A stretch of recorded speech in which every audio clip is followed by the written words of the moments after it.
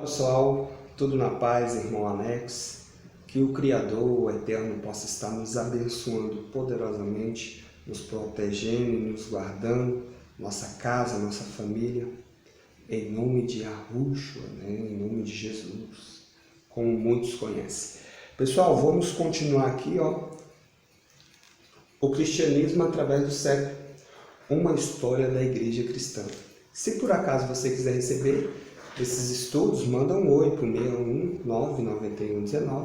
61991192421, irmão Alex. Hoje nós vamos falar sobre o culto da igreja primitiva, culto da comunidade primitiva. Quando você vê essa palavra igreja, ela não quer dizer que é um local específico, né? Igreja quer dizer pessoas. Por isso que fala igreja primitiva, comunidade primitiva, beleza? Vamos falar um pouquinho aqui, trazer umas informações aqui bacanas. Espero que você goste. Como que era a reunião, como que era o culto, né? Vamos dizer, que os irmãos faziam no passado. Vamos lá. A questão de uma forma organizada de culto parece ter sido uma preocupação desde os tempos dos apóstolos. Paulo exorta a comunidade de Coríntio a conduzir a sua adoração de uma forma decente e ordeira, em 1 Coríntios 14:40. O Messias afirmou a essência do verdadeiro culto quando disse: como o Eterno é Espírito, o verdadeiro culto estava no domínio do Espírito, no Evangelho de João 4:24. Isso aqui foi o que o Messias falou, que o verdadeiro culto é em Espírito. Por quê? Porque o Eterno é Espírito. Aqui, realmente o culto é o limite máximo do espírito humano através do exercício religioso, que levam a alma à presença do Pai. Os irmãos primitivos não concebiam a igreja como um lugar de culto, como se faz hoje. Isso aqui é muito importante. Vou ler novamente. Os irmãos primitivos não concebiam a igreja, a comunidade, como um lugar de culto, como se faz hoje. Isso aqui é importante, pessoal, porque as pessoas entenderem que os irmãos no passado, eles não tinham hoje, um exemplo assim, vamos para a igreja. Não existia essa ideia. Essa ideia ela foi desenvolvida no decorrer da história. Igreja significa um corpo de pessoa numa relação pessoal com o Messias. Então, igreja quer dizer isso. Igreja quer dizer pessoas que têm um relacionamento com Cristo. Um relacionamento o quê? Com o que Ele ensinou, com sua doutrina.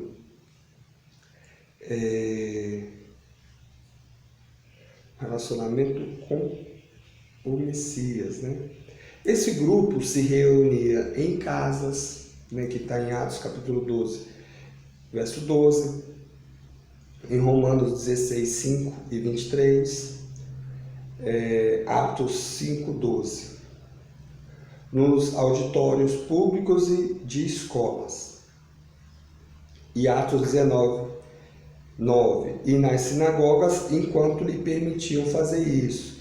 Então eles iam na sinagoga todos os sábados, Paulo, para poder mostrar para os irmãos que o Messias era Jesus, que ressuscitou ali no caso. Então, o lugar não era tão importante como modo de encontro, de se encontrarem para ter comunhão uns com os outros e cultuar o Criador. Então, o lugar não era tão importante.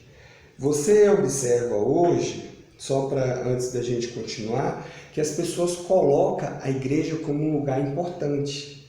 Naquele período eles não tinham aquele lugar importante. Não, aquilo não é importante. O lugar onde você se reúne não importa, entendeu? Que nem até uma crítica, né, a pessoa chamar um local ali, um templo, né, vamos dizer, ou uma loja que alugaram de casa de Deus. Isso é um pecado falar isso, que ali é casa de Deus. Que a casa somos nós somos o corpo de Cristo, né? Que Cristo é a cabeça, porque ele trouxe a doutrina do Pai, né? Por isso que ele é o primeiro, ele é a cabeça.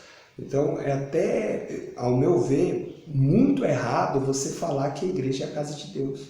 Erradíssimo, né? Isso aí foi desenvolvido no decorrer da história, principalmente pela Igreja Católica, né? Que colocou essa ideia.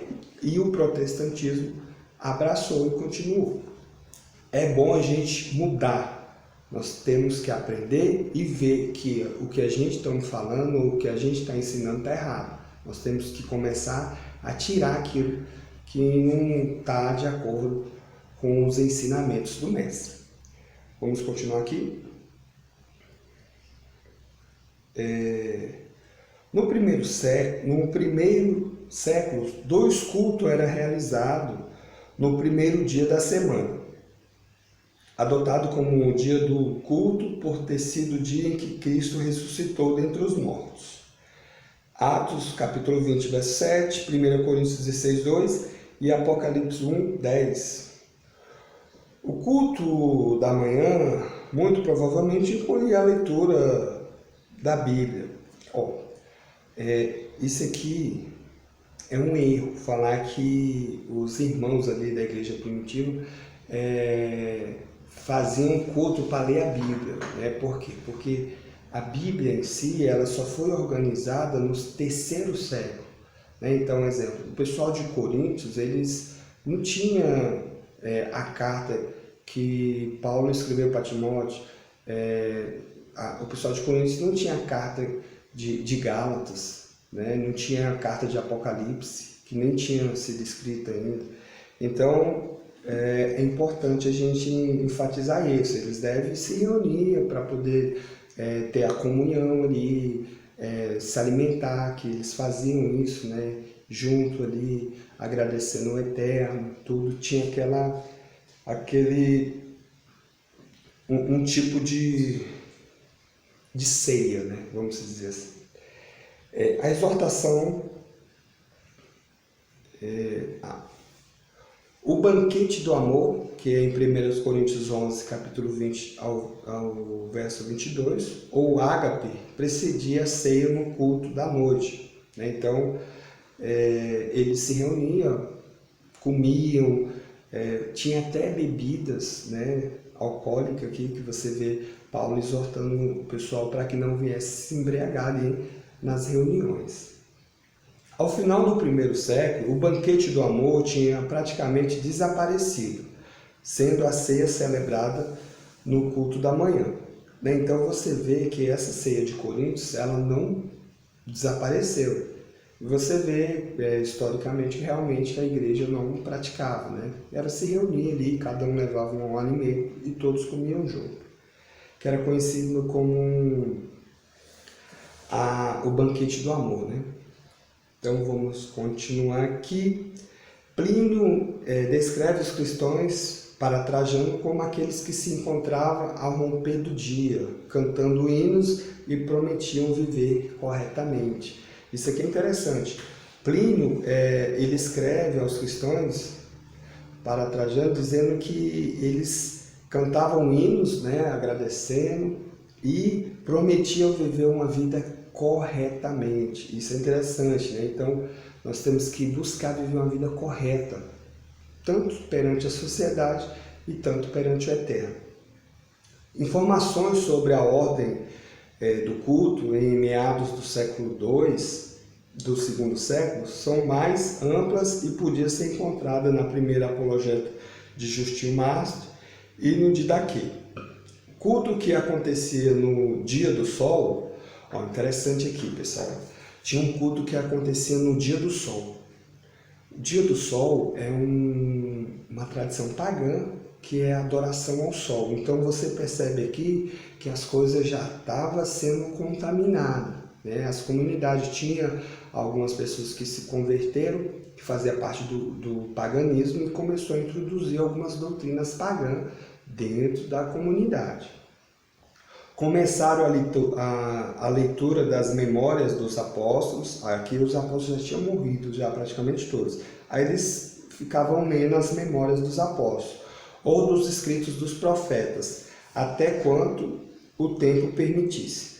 Uma exortação ou homilia, baseada na leitura, era então feita pelo que presidia a reunião. A congregação ficava de pé para a oração, a celebração da ceia do Senhor seguia um beijo da paz, né? O pessoal tinha a tradição de dar um beijo da paz. Os elementos de pão e da água e do vinho eram dedicados por ações de graça e orações, os quais o povo respondia com amém. Os diáconos distribuíam então os elementos para as casas daqueles que não podiam estar presentes na reunião. Por fim, tiravam uma coleta para ajudar as viúvas, os órfãos, os doentes, os prisioneiros e os estrangeiros. Interessante isso aqui. Eles tiravam uma coleta, né, ali. Não existia dízimo, tá, nesse período. A pessoa dava segundo ali ela tinha no coração, não tinha aquela obrigatoriedade que nem tem no dia de hoje de que a pessoa tem que tirar 10% ali. Isso não existia aqui no início. Então, por fim, tiravam uma coleta para ajudar as viúvas, os órfãos, os doentes e os prisioneiros e os estrangeiros. Interessante. A reunião então se encerrava e todos voltavam para suas casas.